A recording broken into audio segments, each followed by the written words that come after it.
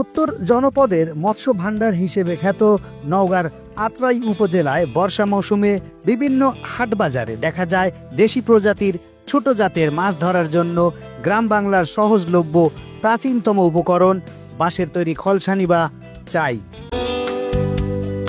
বৃষ্টির পানিতে উপজেলার খালবিল ও জলাশয়ের পানি বাড়তে থাকায় উপজেলার হাটবাজারগুলোতে প্রতিদিন শত শত খলসানি বিক্রি হচ্ছে। উপজেলার সিংসাড়া, মিরাপুর সহ পার্শ্ববর্তী উপজেলার নিজামপুর, ঝিনা, খট্টেশ্বর, কৃষ্ণপুর, মালিসহ বিভিন্ন গ্রামের ঋষি সম্প্রদায়ের লোকেরা তাদের স্ত্রী, পুত্র, কন্যা সহ পরিবারের সকল সদস্যরা মিলে তাদের নিপুণ হাতে তৈরি করছেন খলসানি।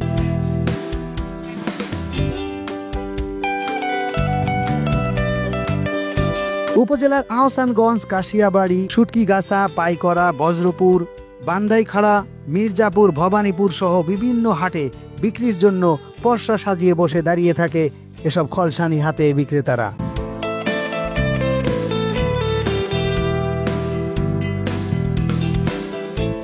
মূলত বাঁশ, কটের সুতো ও তাল গাছের আঁশ দিয়ে তৈরি হয় এসব খলসানি।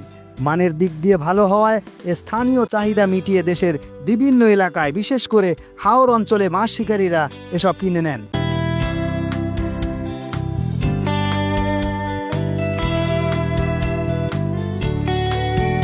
লাভ খুব বেশি না হলেও বর্ষা মৌসুমে এর চাহিদা থাকায় রাত দিন পরিশ্রমের মাধ্যমে খলসানি তৈরি করে তারা বেজায় খুশি।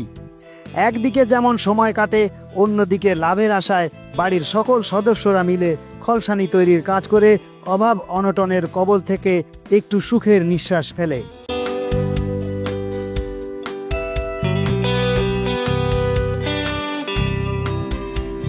এসব খলসানি তৈরিতে প্রকারভেদে খরচ হয় 100 থেকে 200 টাকা, বিক্রি হয় 300 থেকে 400 টাকা পর্যন্ত।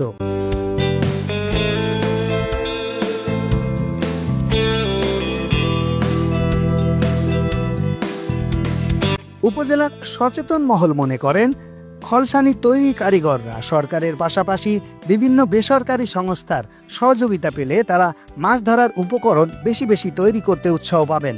সেই সাথে এই শিল্পের সাথে জড়িত বাঁশ শিল্পও টিকে থাকবে, স্বাবলম্বী হবে কারিগর পরিবারগুলো।